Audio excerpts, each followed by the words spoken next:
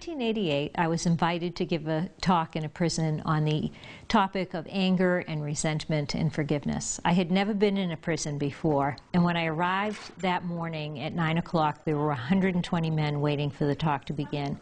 And I just sensed a tremendous yearning from them to make meaning of their life and to grow and to use their time constructively. And I started teaching courses on emotional literacy skill building. So, emotional literacy, what do you think that might mean, emotional literacy? I decided that I really wanted to be able to share the spirit and the content of this work with prisoners across the country, and decided that writing a book would be an effective way to get this work out to prisoners everywhere.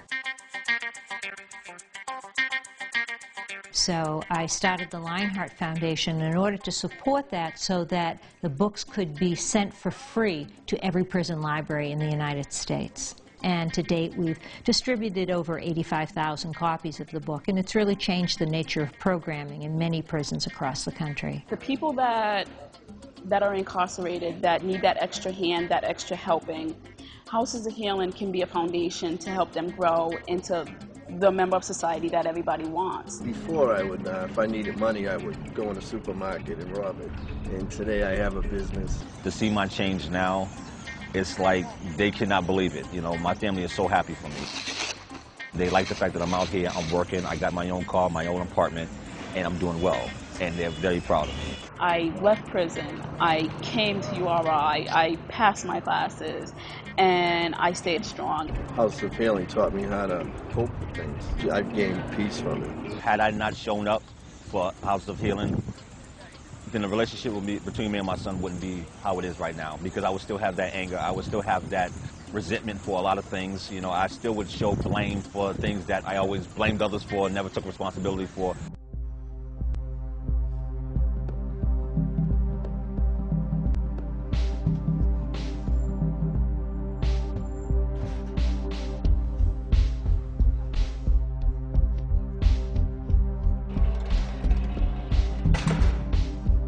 After Houses of Healing was in distribution for a few years, more and more people who worked with highly at-risk adolescents started to come to us saying, we need an adolescent version of this emotional literacy curriculum for this highly at-risk population. And I joined forces with my niece, Bethany Kasarjan, who had been working with the highly at-risk adolescent population, to write the book Power Source.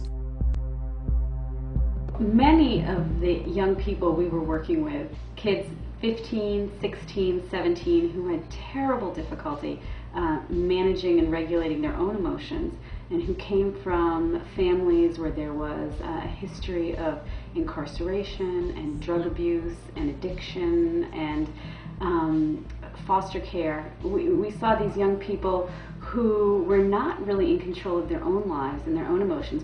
And so we knew that if we were going to have any effect in ending the cycle, that we needed to have an intervention that was designed specifically for these young people. And so we wrote Power Source because when we looked out there, there was nothing that really addressed the specific emotional needs of these young people. According to the National Academy of Sciences, there are over 20 million youth in this country that are at risk of not achieving positive adulthood. And what that basically means is 20 million teens who may not be able to become productive citizens, many of them on a trajectory into the criminal justice system, which oftentimes becomes self-perpetuating, and it means that they won't function as responsible, mature adults in the world. Didn't have much growing up. I mean, grew up in the projects, and it was just hard for us. My mom was real abusive. My dad went to jail. Single mother that was on drugs. Sometimes we felt like she really didn't want us. When I turned 15, that's when I got pregnant. And my mom couldn't pay the bills because she was so heavily into drugs, so we got homeless. Going to lockup. I was locked up for a long period of my youth. Having worked in at-risk education since 1968, I want to say that this book is the strongest contribution to saving lives. It really took young people who were the highest risk, who were at the highest risk from everything, and really got them to sit still for a while. And I don't think that I've ever seen anything like that ever. And I brag about this all the time. I say, Power Source is the way to go with these young people. There is nothing of its kind in the country, period. I mean, there are 8 zillion educational videos, and there are books, and there are courses and all these things, but I have never seen anything that I think is as clear and as simple as Power Source. I see what it does. I see it every day, how it works, how it stops a lot of the pain so that a kid can look at the risk behavior pattern and say, hey, there is a way out. This is my manual for survival. That's what the kid can say. We have 15,000 books. This is, if I had to prioritize the books on our list, this would be the #1. Even for a young person that doesn't understand or cannot read, this book is powerful. And they want to learn how to read because of this book. The 5,000 kids that come in every year get to look at Power Source, and one by one, they get to really interrupt the cycle of despair that emerges from a lost childhood. They are then able to develop the skills for living in the world. If I was to tell you why you should support this, it's because you're saving young people's lives. I'm so strong right now, like nothing can destroy me. That's how I feel. It's all behind me, and I have nothing but opportunity in front of me to do great things with myself, and I know I will.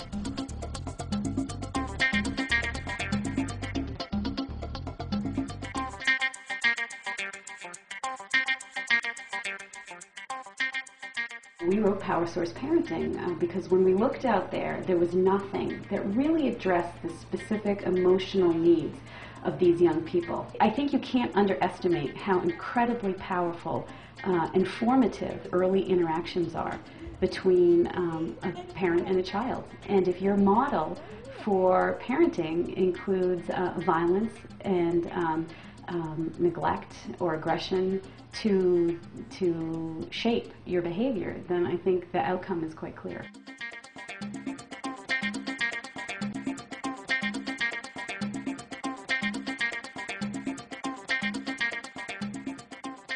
A vast amount of our resources are given away for free. Probably about 80% of those in circulation have been donated to programs all across the country.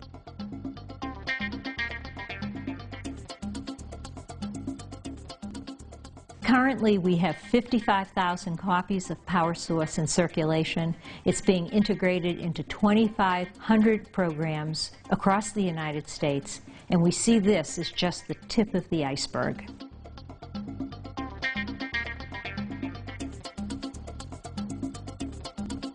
If you can go to the root cause of a problem and deal with it there before it amplifies exponentially into all kinds of social costs, then you're doing something truly significant. I think that what Lionheart is doing is perhaps one of the most significant, important social ventures that I'm aware of in this country. This is sort of part of a larger, more exciting restorative justice movement. And Robin's work is achieving increasing recognition. She's being invited by corrections authorities to come and train their staffs. We're very pleased with the investment we've made in the Lionheart Foundation with their Power Source program, and extremely proud of what they've accomplished. At any moment, from the good hearts of people, something can arise that completely changes our society. And I think Lionheart has not only the capacity to do that, it has the track record, it has the proof. It has changed so many people and changed so many families.